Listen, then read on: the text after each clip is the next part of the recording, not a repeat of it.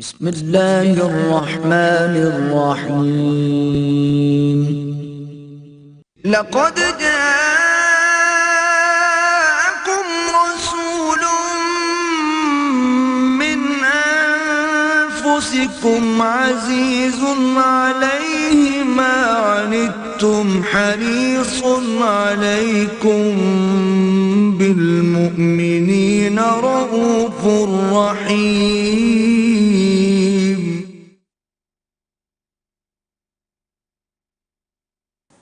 نحمده ونصلي على رسوله الكريم. اما بعد فقد قال الله تبارك وتعالى كما ورد في سورة آل عمران: اعوذ بالله من الشیطان الرجیم بسم اللہ الرحمن الرحیم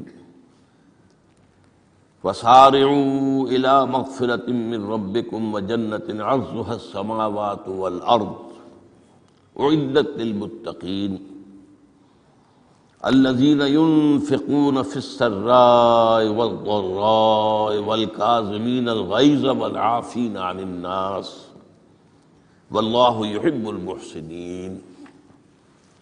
صدق الله العظيم.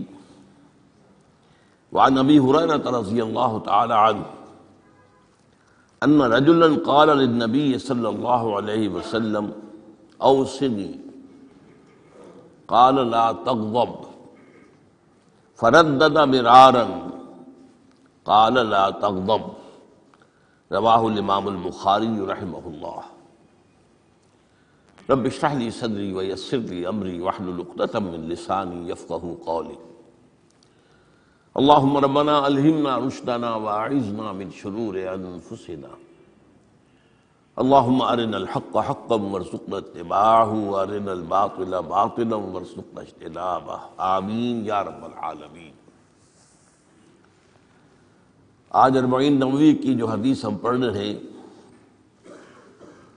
اس میں غصے کی ممانعت ہے، شدت کے ساتھ، تکرار کے ساتھ.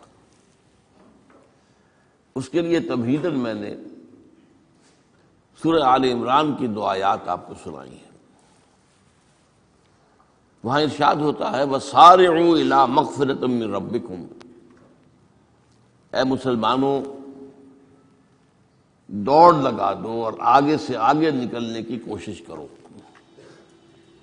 مسارعت کے معنی ہوں گے تیز دوڑنے میں ایک دوسرے کے ساتھ مقابلہ کرتے ہوئے آگے نکلنے کی کوشش. سارعوا الی مغفرۃ من ربکم، اپنے رب کی مغفرت کی طرف دوڑو اور دوڑ میں مقابلہ کرو، ایک دوسرے سے آگے نکلنے کی کوشش کرو. وجنۃ، اور اس جنت کی طرف دوڑ لگاؤ. عرضها السماوات والارض، جس کا پھیلاؤ آسمانوں اور زمین جتنا ہے. اعدت للمتقین، وہ تیار کی گئی ہے، سجائی گئی ہے، اسے پورے اہتمام کے ساتھ تیار کیا گیا ہے اہل تقویٰ کے لیے. ان اہل تقویٰ کے کچھ اوصاف کیا ہیں؟ الذین ينفقون فی السراء والضراء، وہ لوگ کہ جو خرچ کرتے ہیں، مراد ہے اللہ کی راہ میں. اور اللہ کی راہ میں خرچ کرنے کی دو مدیں ہیں. اللہ کی رضا کے لیے اس کے بندوں میں سے جو محتاج ہوں، جن کو کوئی ضرورت لاحق ہو، ان کی مدد کرنا. یتیم ہوں، بیوائیں ہوں، مسکین ہوں، کوئی قرض تلے دب گئے ہوں، وہ سب کے سب اس میں آ جائیں گے. لہذا دوسری مد کیا ہے؟ وہ ہے اللہ کے دین کے لیے خرچ کرنا. دین کی تعلیم و تعلم کا کوئی نظام بنانا، پھر یہ کہ دین کو دوسروں تک پہنچانا. اس کے لیے سارے ذرائع جو بھی کسی زمانے میں ابلاغ کے موجود ہوں، ان سب کو استعمال کرنا. اس کے لیے خرچ درکار ہے. بہرحال میں اس عرض کر رہا تھا کہ یہ دو مدیں ہیں خرچ کرنے کی. الذین ينفقون فی السراء والضراء، مسرت کی حالت میں آدمی کے پاس کافی ہے، غنی ہے، تب خرچ کر رہا ہے تو ظاہر بات ہے اس حالت میں طبیعت پر اتنا بوجھ نہیں ہوتا خرچ کرنے میں، لیکن خود تنگی محسوس کر رہا ہو پھر خرچ کرے، یہ گویا کہ اس سے اگلا ایک قدم ہے، ضرع ہے، تکلیف کے اندر بھی ہو تو خرچ کرے۔ والکاظمین الغیظ، اور وہ لوگ جو اپنے غصے کو پی جانے والے ہوں، والعافین عن الناس، اور غصہ ظاہر بات ہے آتا ہے کسی شخص کی کسی غلطی پر، کسی خطا پر، یا وہ اس نے آپ کے ساتھ کوئی زیادتی کی ہے، تبھی تو غصہ آئے گا نا۔ لہذا غصے کو تو پی جاؤ اور لوگوں کو معاف کرو۔ والعافین عن الناس، یہ دو کام در حقیقت ایک ہی کام کے دو رخ ہیں، کہ غصہ آیا ہے تو اسے پی جاؤ، اور جس شخص نے بھی تم پر زیادتی کی ہے، تمہارے خیال میں زیادتی کی ہے، ہو سکتا ہے وہ اپنی جگہ پر صحیح ہو، لیکن یہ کہ بہرحال تمہیں غصہ آیا ہے، اس غصے کو پی جاؤ اور اسے معاف کر دو۔ واللہ یحب المحسنین، اور ظاہر بات ہے کہ اللہ تعالیٰ کو تو ایسے محسنین ہی پسند ہے۔ اب یہاں بھی نوٹ کر لیجئے وہی درجہ احسان جو ہم پڑھ چکے ہیں بڑی تفصیل سے، حدیث جبرائیل کے حوالے سے گفتگو شروع ہوئی تھی، بعد میں پھر بھی مختلف مواقع پر گفتگو آتی رہی ہے، اور اگلی حدیث میں پھر آ رہی ہے احسان کسے کہتے ہیں۔ تو اللہ تعالیٰ کو ایسے محسن جو اپنے اس دین کو خوبصورت بنا لے، دین ان کا جو ہے اور دینی زندگی ان کی جو ہے وہ دل کو لبھانے والی ہو، وہ لوگوں کو پسند آنے والی ہو، بلکہ یہ کہ اس کے اندر جو ہے وہ حسن جو ہے دل آویزی پیدا ہو جائے۔ تو اس آیت کے حوالے سے میں آج پھر حدیث آپ کو سنا رہا ہوں۔ اس کے راوی حضرت ابو ہریرہ ہے رضی اللہ تعالی عنہ، انہوں نے ذکر کیا ہے، اور اس کی روایت جو ہے امام بخاری نے کی ہے رحمہ اللہ، ان رجلا قال للنبی صلی اللہ علیہ وسلم، ایک شخص نے حضور صلی اللہ علیہ وسلم سے عرض کیا، اوصنی، حضور مجھے کچھ وصیت فرمائیے۔ اوصا یوسی ایصاءً، وصیت کرنا، وصا یوصی توصیتاً، اس کے معنی بھی وہی ہے۔ وصا یوصی کے معنی ہو جائیں گے تدریجاً، مسلسل وصیت کرتے رہنا، نصیحت کرتے رہنا۔ اور ایک ہے ایک مرتبہ آپ نے ایک بات کہہ دی ہے، اوصنی، مجھے وصیت فرمائیے، مجھے نصیحت فرمائیے۔ قال لا تغضب، آپ نے ایک ہی بات فرمائی، غصہ نہ کیا کرو، مغلوب الغضب نہ ہو جایا کرو، کہ غصہ آئے اور تم پر چھا جائے، تمہارے اوپر اپنا غلبہ کر دے۔ فردد مرارا، اب اس شخص کے دل میں شاید کوئی اور بات تھی، اس نے پھر پوچھا، اوصنی حضور، بس کیجیے وصیت مجھے۔ آپ نے پھر فرمایا لا تغضب، پھر پوچھا، وہ تکرار کرتا رہا، اور حضور نے بھی ہر مرتبہ وہی بات کہی۔ اب اس سے اندازہ ہو جاتا ہے کہ یہ بات کتنی اہم ہے، غضب۔ پہلی بات تو میں آپ کو یہ بتا دوں کہ غصہ آ جانا کوئی غیر فطری بات نہیں ہے، غصہ اللہ تعالیٰ نے انسان میں رکھا ہوا ہے۔ البتہ غصے کے اعتبار سے حضرت حسن، غالباً حسن بصری رحمہ اللہ، ان کا ایک قول بڑا حکیمانہ ہے، بہت حکیمانہ ہے۔ وہ فرماتے ہیں کہ ایک انسان تو وہ ہوتا ہے جو پورا انسان ہوتا ہے، مکمل انسان ہوتا ہے، ایک ہوتا ہے نصف رجل، آدھا انسان، وہ انسانیت کے معیار پر پورا نہیں اترتا، ہاں نصف تک آ جاتا ہے۔ اور ایک انسان ہوتا ہے لیس برجل، وہ انسان ہوتا ہی نہیں، وہ حیوان ہوتا ہے۔ پورا انسان وہ ہے جسے غصہ دیر میں آئے اور جلدی رفع ہو جائے، اور آدھا انسان وہ ہے جس سے غصہ جلدی آئے لیکن جلدی رفع بھی ہو جائے، یا دیر میں آئے تو دیر میں رفع ہو، یہ دونوں برابر ہو جائیں گے۔ جلدی غصہ آیا جلدی ہی ختم بھی ہو گیا، دیر میں آیا دیر لگا دی جانے میں بھی۔ اور جو شخص سرے سے انسانیت کا مستحق ہی نہیں کہ اسے انسان مانا جائے، انہیں غصہ جلدی آ جائے اور دیر میں جائے، تو وہ اصل میں پھر انسان نہیں ہے، وہ اخلاقی اعتبار سے پورا انسان کہلانے کا مستحق نہیں ہے۔ تو غضب کے اعتبار سے یہ 3 درجے جو ہے وہ سامنے رہنے چاہیے۔ پھر مزاجوں کی بات بھی ہوتی ہے۔ اللہ تعالیٰ نے مختلف مزاج بنائے ہیں۔ بعض طبائع کے اندر جمال کا عنصر زیادہ ہوتا ہے، جمالی شخصیت، خوبصورت شخصیت طبعا۔ بعض جلالی مزاج کے لوگ ہوتے ہیں، ہمارے بزرگوں میں بھی ہوتا ہے، دیندار لوگوں میں بھی ہوتا ہے، یہاں تک کہ نبیوں میں بھی ہے۔ حضرت موسیٰ علیہ السلام جلالی طبیعت کے آدمی تھے۔ آپ کو معلوم ہے ان کے واقعات کو ہمارے سامنے ہیں جو قرآن میں موجود ہیں کہ ایک قبطی کا اور ایک اسرائیلی کا جھگڑا ہو رہا تھا، اس اسرائیلی نے مدد مانگی تو حضرت موسیٰ نے ایک مکہ لگایا ہے اس قبطی کو اور اس کی جان نکال دی۔ تو ان کے غضب کا، ان کی جلالی طبیعت کا یہ عالم ہے۔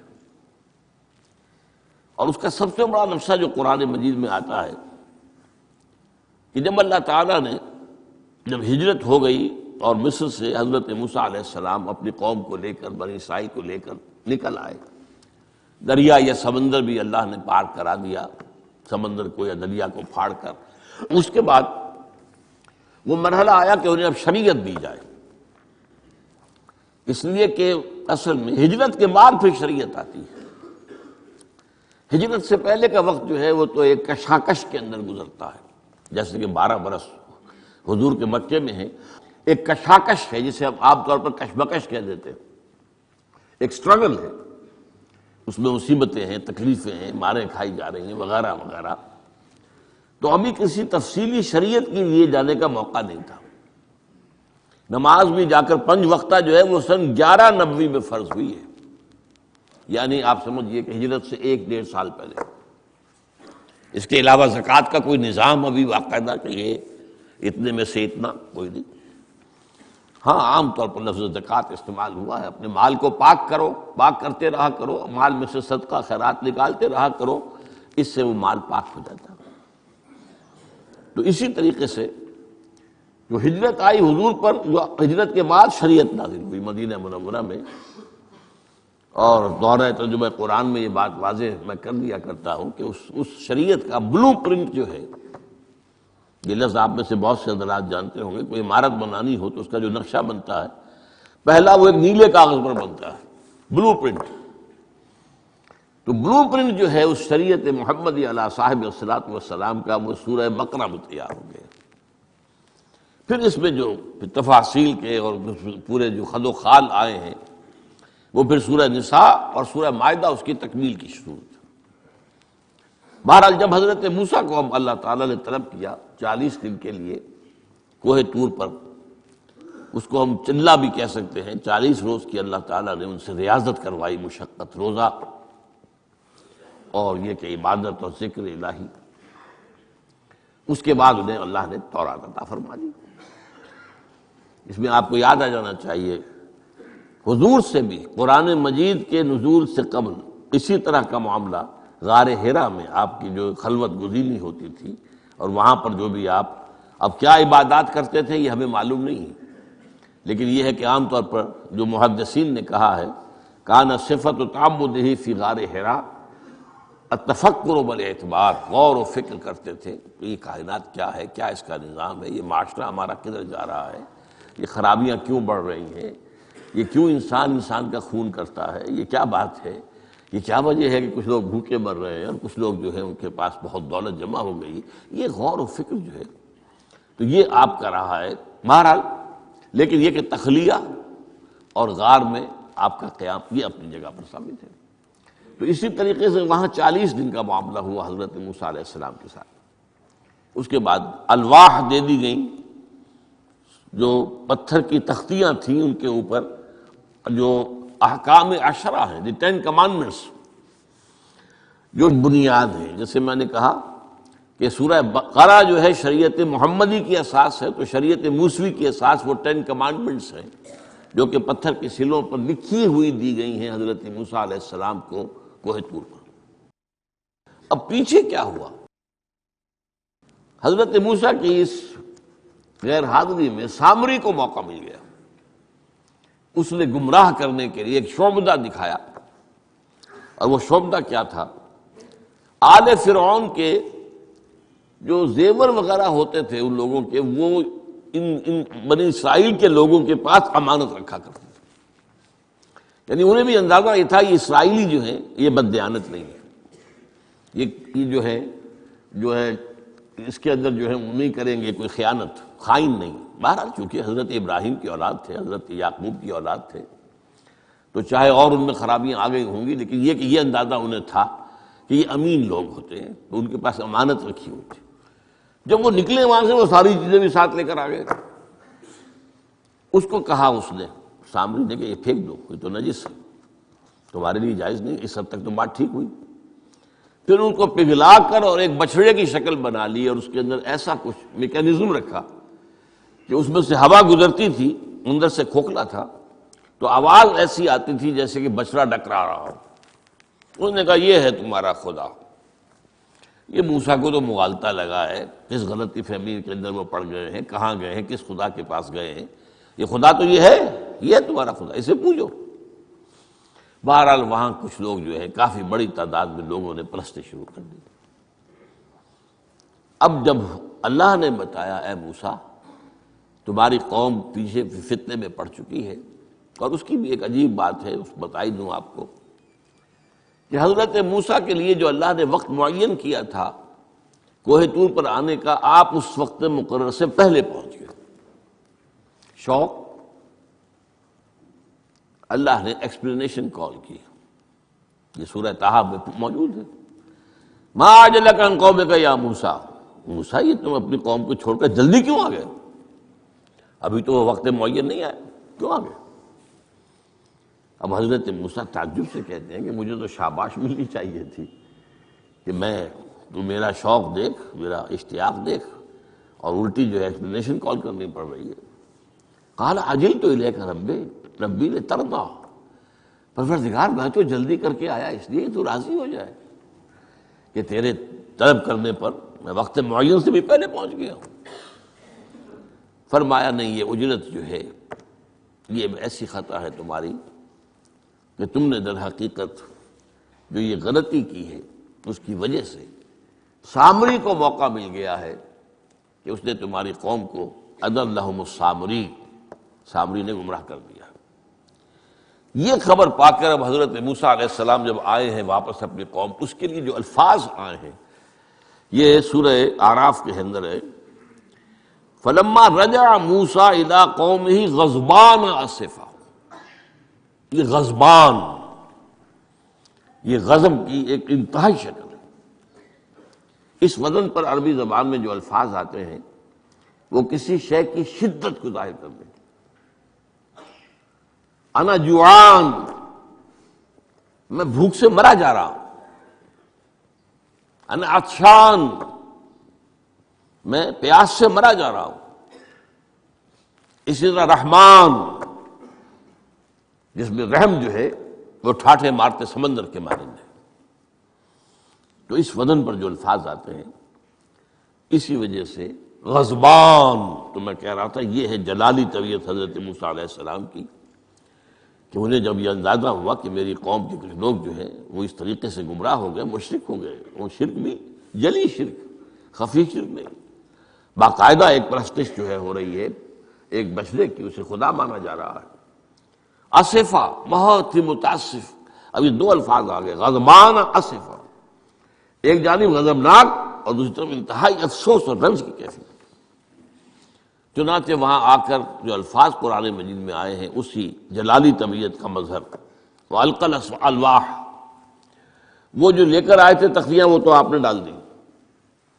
وَأَخَذَ مِرَاثَ أَخِيهِ يَجُرُّهُ إِلَيْهِ، اپنے بھائی حضرت ہارون کا سر پکڑ کر، بلکہ داڑھی کے بال پکڑ کر اور پیشانی کے بال پکڑ کر گھسیٹا. یہ تم نے کیا کیا؟ میں تمہیں خلیفہ بنا کر گیا تھا یہاں تمہارے ہوتے ہوئے، اور یہ کام ہو گیا. تم کیوں نہ میرے پیچھے آ گئے مجھے بتانے کے لیے؟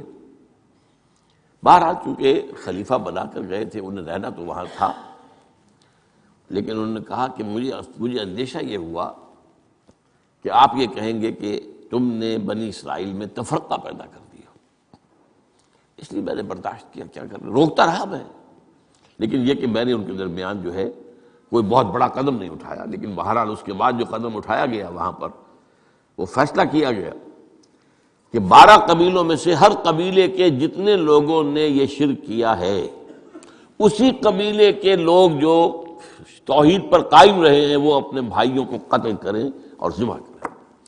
تو تورات کی روایت کے مطابق 70,000 یہودی قتل ہوا، اور یہیں سے قتل مرتد کی سزا اسلام میں یہ قتل ہے۔ یہ سب بات لوگ کہتے ہیں جو منکرین حدیث ہیں آج کل اور روشن خیال ہیں، اور جو اپنی روشن خیالی کا جو سند لینا چاہتے ہیں مغرب سے، تو مغرب کا تصور تو یہ ہے کہ یہ انسانی حقوق میں سے ہے۔ ایک مسلمان ہے، اسے اگر عیسائیت پسند آ گئی عیسائی ہو جائے، اس کا حق ہے، کیونکہ مجرم تو نہیں۔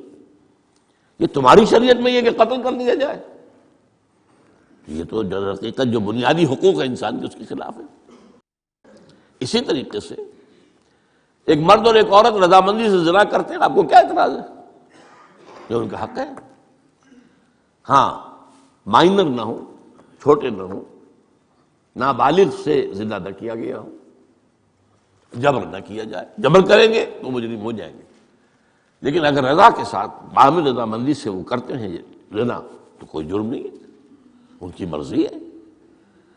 تو یہ سارا تصور جو ہے حقوق انسانی کا، جس طرح کا ایک مبالغہ آمیز تصور دنیا میں ہو گیا ہے، اس کی روح سے ہمارے ہاں بھی جو لوگ ہیں جو انہی کو ماڈل بنا رہے ہیں اب، تو وہ کہتے ہیں کہ جناب قرآن میں کہاں ہے مرتد کی سزا، اس طرح قرآن میں کہاں رجم کی سزا؟ تو یہ جان لیجئے کہ یہ دونوں سزائیں حضور نے اپنی سنت کے ذریعے سے نافذ کی ہیں، لیکن اخذ کی ہیں تورات سے۔ ظاہر بات ہے کہ حضور سے پہلے جو شریعت موسوی تھی وہ لاگو تھی، یہودیوں کے لیے شریعت موسوی تھی، آج تک بھی ہے۔ عیسائیوں کے لیے بھی حضرت مسیح یہی کہہ کر گئے تھے کہ یہ نہ سمجھنا کہ شریعت موسوی کو ختم کرنے آیا ہوں میں۔ Law of Moses, don't think I have come to destroy law. This law of Moses will be applicable to you. وہ تو سینٹ پال نے ختم کیا ہے، اور آج کی عیسائیت جو ہے یہ عجیب مذہب ہے جس میں کوئی قانون ہے ہی نہیں۔ لیکن یہ کہ اسلام میں بہرحال انسانی حقوق کی بھی حدود ہیں، ان حدود کے اندر انسانی حقوق ہوں گے۔ ہاں، اگر آپ مسلمان ہیں اور آپ کو کوئی اور پسند آ گیا، آپ مسلمان ملک کو چھوڑ دیجیے، دارالاسلام کو چھوڑ دیجیے، بات چلے جائے گی۔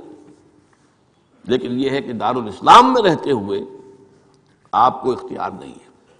اس کی وجہ ہے کیونکہ اسلامی ریاست کی بنیاد ایک نظریے پر ہے، وہ نسل پر نہیں ہے، وہ رنگ پر نہیں ہے، وہ زبان پر نہیں ہے، نظریے پر۔ نظریے کو کمزور کر دینے والی شے یہ ہے کہ لوگ سازش کر کے ایک وقت میں ایمان لائیں اور پھر مرتد ہو جائیں تاکہ اسلام کی ہوا اکھڑ جائے۔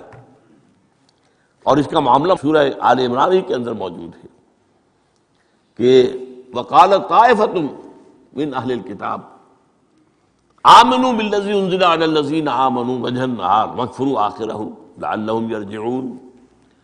دیکھو بھئی، یہ جو بڑی دھاک بیٹھ گئی ہے اسلام کی اور ایمان کی، جو شخص ایمان لے آتا ہے چاہے اسے انگاروں پر ڈال دیا جائے وہ ایمان کو نہیں چھوڑتا۔ تو یہ ایک ساکھ ہو گئی، تو ایک گڈ ول ہے ایمان کی، ایک ساکھ، جو چاہو کر لو، اس کو قتل کر دیا۔ ابو جہل نے حضرت سمیہ اور حضرت یاسر رضی اللہ تعالیٰ عنہما دونوں کو قتل کر دیا۔ انہوں نے کلمہ کفر زبان سے نکالنا پسند نہیں کیا، حالانکہ اجازت ہے جان بچانے کے لیے، ایمان دل میں قائم رہے، زبان سے کلمہ کفر کہہ دیا جائے، صرف جان بچانے کے لیے جائز ہے، اجازت ہے۔ چنانچہ حضرت سمیہ اور حضرت یاسر کے بیٹے عمار نے جان بچانے کے لیے کلمہ کفر کہا، اور پھر ان پر شدید پشیمانی طاری ہوئی، لیکن حضور نے انہیں اطمینان دلایا کہ نہیں، اس کی بھی اجازت ہے۔ باقی جو مقام تمہارے والدین نے حاصل کیا وہ تو بہت مقام ہے، لیکن وہ عظیمت اپنی جگہ، یہ رخصت بھی اپنی جگہ، دین کا ایک حصہ ہے۔ بہرحال سازش کیا کی؟ آمنوا بالذی انزل علی الذین آمنوا وجہ النہار، ایسے کرو کہ صبح کے وقت تو ایمان لے آؤ، اے لوگو، اے مسلمانوں، جو کتاب تم پر نازل ہوئی ہم بھی ایمان لاتے ہیں، ہم بھی مومن ہو گئے۔ دن بھر رہو، اب اس میں یہ اضافے میرے ہیں، ذرا حضور کے قریب رہو، صحبت قریب سے، تاکہ لوگ دیکھ لیں یہ دن بھر حضور کی صحبت میں رہے ہیں، قریب رہے ہیں، شام کو کافر ہو جاؤ، مرتد ہو جاؤ، یہ دیکھ لیا ہم نے، یہ تو دور کے ڈھول سہانے ہیں، ہم نے اندر جا کر دیکھ لیا، کوئی بات ہے ہی نہیں، کوئی خاص بات نہیں۔ اس سے کیا ہوگا؟ لعلہم یرجعون، کچھ نہ کچھ لوگ ضرور جو ہیں وہ متزلزل ہو جائیں گے۔ آخر سب لوگ تو برابر کے نہیں ہوتے، نہ ہر زن نست و نہ ہر مرد مرد، کمزور ایمان والے لوگ بھی تو تھے نا آخر، اور ان سے بھی نیچے منافقین بھی موجود تھے، لیکن کمزور ایمان والوں کے دل کے اندر بھی خدشہ پیدا ہوا ہوگا، وسوسہ اندازی کا شیطان کو موقع مل گیا کہ بھائی کوئی بات دیکھی ہوگی نا، انہوں نے بڑے بھلے لوگ تھے، بڑے اچھے لوگ تھے، بڑی نیک نیتی سے ایمان لائے تھے، اور حضور کی صحبت میں اور محفل کے اندر بڑے مؤدب ہو کر بیٹھے رہے تھے، بڑی توجہ سے انہوں نے حضور کا کلام سنا تھا، تو آخر کوئی بات تو ہوگی نا جو دیکھی ہے انہوں نے، تبھی تو وہ جو ہے وہ اسلام کو چھوڑ کر چلے گئے۔ اس فتنے کا سد باب کرنے کے لیے قانون بنا ہے، جو اسلام لائے دیکھ بھال کر لائے، اس لیے کہ ظاہر بات ہے کہ یہ تو اب ایک وادی، اس کے اندر قدم رکھنا ہے جس میں مشکلات بھی آئیں گی، تکالیف بھی آئیں گی، لیکن یہ کہ بہرحال اس سے رجوع کرنے کا پھر حق نہیں ہوگا۔ اسلام اگر چھوڑو گے تو قتل کیے جاؤ گے۔ یہ کنڈم کرنا اس کو شریعت اسلامی کے خلاف بغاوت ہے، قرآن میں نہیں ہے، لیکن از روئے قرآن تورات پر بھی لفظ قرآن کا اطلاق ہوتا ہے۔ چنانچہ مکے کے کفار اور مشرکین کا ایک قول نقل ہوا ہے، قالوا لن نؤمن بهذا القرآن والذی بین یدیہ، انہوں نے کہا نہ تو ہم اس قرآن پر ایمان لائیں گے جو محمد پیش کر رہے ہیں، اور نہ اس قرآن پر جو ان سے پہلے ہے۔ تو تورات کو بھی ایک معنی میں قرآن کا لفظ جو ہے اس کا اطلاق ہوتا ہے۔ تو حضور صلی اللہ علیہ وسلم نے یہ دو سزائیں جو ہیں، قتل مرتد اور رجم کی سزا بھی ظاہر بات ہے قرآن میں نہیں ہے، ہم مانتے ہیں قرآن میں نہیں ہے، لیکن شریعت جو ہے وہ صرف قرآن پر مبنی نہیں ہے۔ بس یہ بات ایک اصول موٹی، شریعت کی دو بنیادیں مستحکم ہیں، مستقل بالذات ہیں، انڈیپینڈنٹ آف ایچ ادر، کتاب اللہ و سنت رسول صلی اللہ علیہ وسلم، اللہ کی کتاب اور اللہ کے رسول کی سنت، صرف قرآن نہیں ہے۔ یہ اہل قرآن جو بھی کہلاتے ہوں، جن کو منکرین حدیث کہنا چاہیے، جو یہ قرآن مجید کو ہی سمجھتے ہیں کہ بس یہی بہت کافی ہے، اس کی پھر تعبیریں جو کرتے ہیں، ان میں سے دو آدمی بھی نماز پر متفق نہیں، نماز کتنی ہوں گی، نماز ہے بھی کہ نہیں، صلاۃ کے معنی نماز ہے بھی کہ نہیں متفق نہیں، کیسے ہوں گے؟ تو سنت رسول سے معین ہوا ہے، صلو کما رأیتمونی اصلی، نماز پڑھو جیسے مجھے دیکھتے ہو میں نماز پڑھتا ہوں، سارا معاملہ تو اس سے ہے۔ تو بہرحال اس اعتبار سے یہ جو میں نے آپ کو حضرت موسیٰ علیہ السلام کا معاملہ بتایا، تو اس میں ایک بات قائم کرنا چاہتا ہوں آپ کے ذہن میں کہ غضب کب آتا ہے انسان کو، غصہ کب آتا ہے؟ کسی نہ کسی حمیت پر زد پڑتی ہے تو غصہ آتا ہے، یا تو حمیت ذات ہے، آپ نے محسوس کیا میری ذات کے اوپر جو ہے حملہ کیا گیا ہے، میری شہرت پر، میری عزت پر، لہذا غصہ ہے، یا یہ کہ میرے خاندان پر کوئی حرف لایا گیا ہے، بے حرمتی کی گئی ہے، یا میری قوم اور وطن پر، اور یا اللہ کے دین پر، تو اس میں حمیت دینی پر غصہ آنا یہ ظاہر بات ہے کہ مستثنا ہو جائے گا ان غصوں سے جو حمیت ذاتی پر آیا ہے، یا حمیت عائلی پر آیا ہے، یا حمیت قومی و وطنی پر آیا ہے، لیکن یہ کہ اللہ کے دین کے معاملے میں غضبناک ہو جانا، اس میں ظاہر بات ہے کہ فرق پڑ جائے گا بنیادی طور پر۔ تو حضرت موسیٰ کا غصہ جو آیا ہے وہ اس پر آیا ہے کہ میری قوم، یہ وہ لوگ جنہوں نے 9 جو ہے معجزے وہ تو مصر کے اندر رہتے ہوئے دیکھے، وَلَقَدْ آتَيْنَا مُوسَىٰ 9 آیات بینات، سورہ بنی اسرائیل میں ہے 9 معجزے، شروع میں 2 تھے پھر آتے چلے گئے، اور پھر اتنے بڑے بڑے معجزے دیکھے، سب سے بڑا معجزہ سمندر کا پھٹ جانا، اور اسی صحرائے سینا کے اندر اس پڑاؤ جو ڈالا ہے کوہ طور پر، اس سے پہلے من و سلویٰ کا نزول ہوا ہوگا، ایک چٹان سے 12 جو ہے چشمے بھی پھوٹے ہیں، یہ سب کچھ دیکھا، تب حال یہ ہے اس کا، تو اس پر غصے کا آنا، غضبناک ہو جانا، یہ گویا کہ بالکل معقول ہے، قرین قیاس ہے۔ اس میں بھی ایک اور مثال ہے اللہ کے رسولوں میں سے، انہیں بھی حمیت دینی پر غضبناک ہوئے اور انہیں غصہ آیا شدید، وہ حضرت یونس علیہ السلام تھے۔ وَظَنُّونَ إِذْ ذَهَبَ مُغَاضِبًا وَظَنَّ أَن لَّن نَّقْدِرَ عَلَيْهِ، نینوا ایک شہر ہوتا تھا عراق کے شمال کے اندر، وہاں یہ بھیجے گئے تھے رسول بنا کر، انہوں نے دعوت دی، جو بھی تلقین، نصیحت، تبلیغ، حق ادا کر دیا، قوم ایمان نہیں لائی، کفر پر اڑی رہی۔ اس کے بعد یہ غضبناک ہو کر، اب یہ غضب جو ہے یہ دین کا غضب ہے، اپنی قوم کو چھوڑ کر چل دیے، لیکن یہاں ایک خطا ہو گئی ان سے۔ حضرت موسیٰ سے خطا کیا ہوئی تھی کہ وقت معین سے پہلے پہنچ گئے، فَإِنَّا قَدْ فَتَنَّا قَوْمَكَ مِن بَعْدِكَ، اس کی سزا مل گئی۔ یہاں غلطی کیا ہوئی کہ رسول جو قوم کی طرف بھیج دیا جائے، جس قوم کی طرف یا جس شہر کی طرف یا جس علاقے کی طرف، جب تک ایکسپریس پرمیشن اللہ کی نہ آ جائے، رسول جگہ چھوڑ کر نہیں جا سکتا۔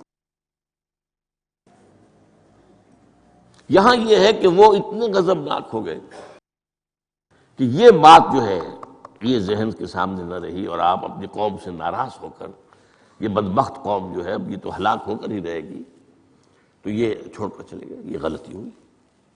چنانچہ آپ کو یاد بھی آ گیا ہوگا کہ جب ہجرت مدینہ کی اجازت آ گئی ہے اللہ کی طرف سے عام صحابہ کے لیے، تو آپ نے کہہ دیا چلے جاؤ مدینے جاؤ، آپ خود نہیں گئے، جب تک کہ ایکسپریس پرمیشن، واضح طور پر، معین طور پر آپ کے لیے اجازت نہیں آ گئی، اس وقت تک آپ نے مکے سے سفر نہیں کیا۔ حضرت، یہ واقعہ سیرت کا مشہور واقعہ ہے، حضرت ابو بکر صدیق رضی اللہ تعالیٰ عنہ نے 2 اونٹنیاں تیار کی تھی کہ لمبا سفر ہے اور تیز جانا ہوگا، ہم جب جائیں گے تو ظاہر بات ہے پیچھا کیا جائے گا، تعاقب ہوگا، تو اچھی فربا اونٹنیاں ہوں، تو انہیں خوب کھلا پلا کر تیار کیا تھا، اور حضور کو بتایا نہیں تھا۔ اب منتظر تھے، حضور کیا اجازت آ گئی؟ نہیں، ابھی نہیں آئی۔ پھر پوچھا اجازت آئی؟ حضور نہیں آئی۔ اب حضرت عائشہ فرماتی ہیں، اور نکاح میں آ چکی تھی حضور کے، لیکن تھی ظاہر بات ہے کہ 6 سال کی عمر میں نکاح ہو گیا تھا، 9 سال کی عمر میں وداعی ہوئی ہے بعد میں مدینے میں جا کے۔ تو ان کی روایت ہے کہ ہم نے دیکھا کہ دوپہر کے وقت حضور چلے آ رہے، تشریف لا رہے۔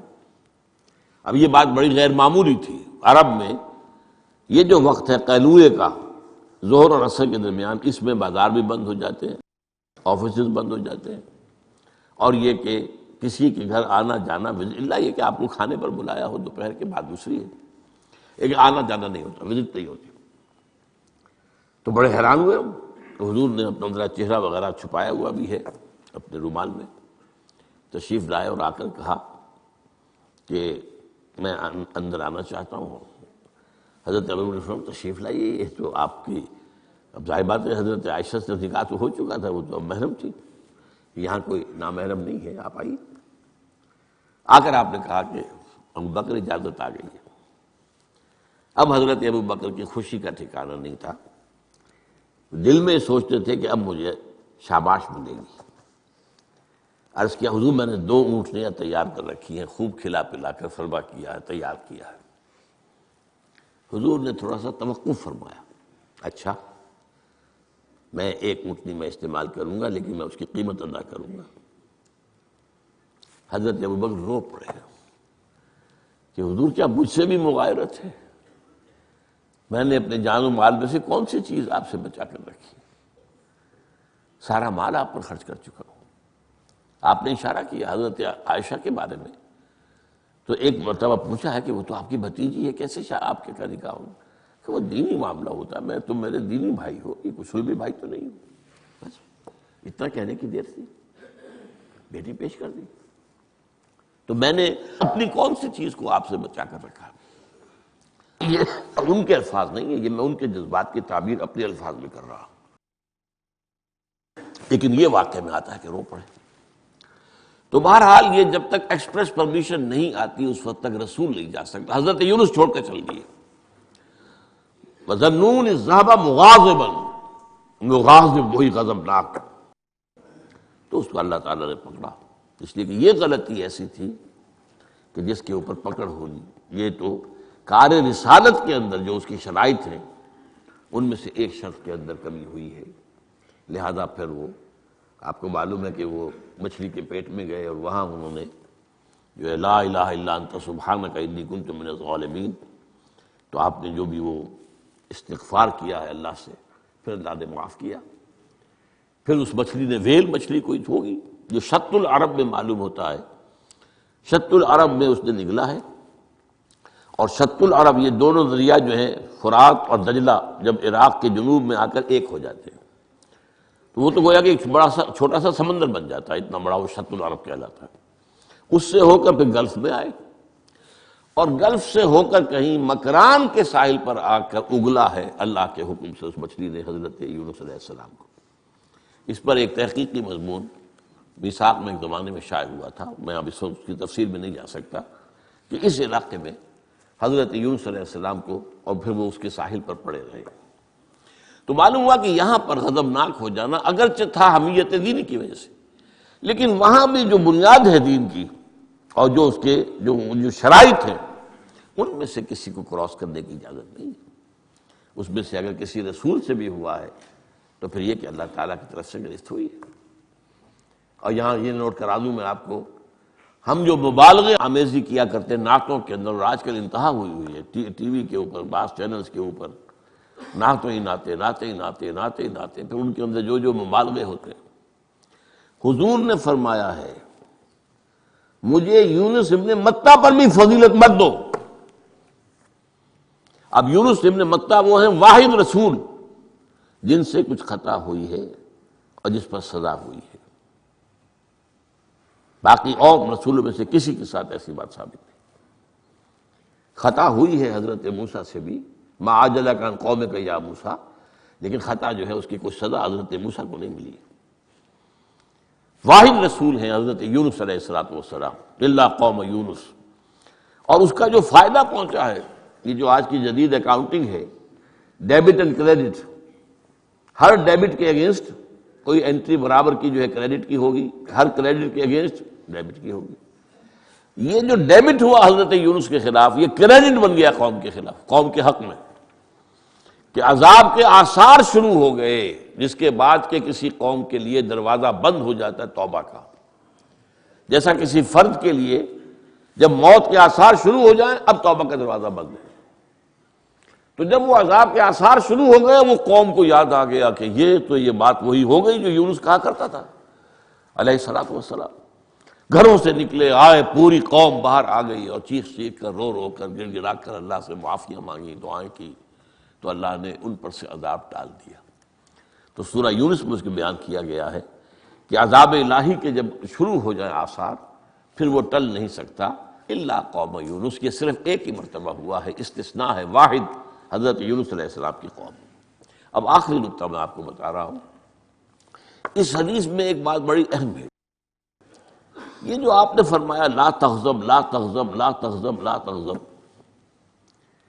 محسوس ایسا ہوتا ہے کہ یہ در حقیقت ہے شخصی تشخیص اور علاج۔ جو روحانی معالج ہوتے ہیں، ظاہر بات ہے کہ رسول یزکیہم، روحانی معالج سے تزکیہ کرتے ہیں۔ اسی طرح ہمارے ہاں صوفیہ جو ہیں، جنہوں نے اپنا تزکیہ کرایا ہوتا ہے کسی بزرگ سے، وہ پھر دوسروں کا تزکیہ کرتے ہیں۔ یہ ایک سلسلہ ہے جو چل رہا ہے۔ تو اس میں یہ ہے کہ اس تزکیے کے اندر پی کال، مطلب یہ نہیں کہ ایک ہی بات سب کو بتائی جا رہی ہے، ایسے بھی اذکار اور اوراد ہیں جو حضور نے سب کو بتائے۔ ہر نماز کے بعد بعض اذکار ہیں، اللہم اعنا علی ذکرک و شکرک و حسن عبادتک، ایک وہ ہے اللہ تعالیٰ کی حضور کی طرف سے کہ یہ پڑھا کرو، آپ پڑھا کرتے تھے، یہ سب کے لیے۔ لیکن ایک ہے پرسنل، اس لیے کہ اس روحانی معالج کا کے اندر یہ صلاحیت ہونی چاہیے کہ وہ اشخاص کے اندر جو ذاتی، اب کسی کے اندر کوئی مرض ہے، کسی میں کوئی مرض ہے، کسی کے اندر دولت کی محبت زیادہ ہے، کسی کے اندر غصہ جو ہے وہ بہت تیز ہے، کسی کے اوپر شہوت کا غلبہ بہت زیادہ ہے، تو وہ جو کال ہے وہ ہوگی پرسنل کال۔ یہ گویا کہ ایک پرسنل پرسکرپشن ہے اس شخص کے لیے کہ معلوم ہوتا ہے کہ اس کے اندر یہ غضب کا اور غصے کا معاملہ جو ہے وہ ضرورت سے زائد تھا، لہذا اسے حضور نے تکرار کے ساتھ اسی کا مشورہ دیا، اسی کی وصیت فرمائی۔ سبحانک اللہم و بحمدک لا الہ الا انت سبحانک انی کنت من الظالمین۔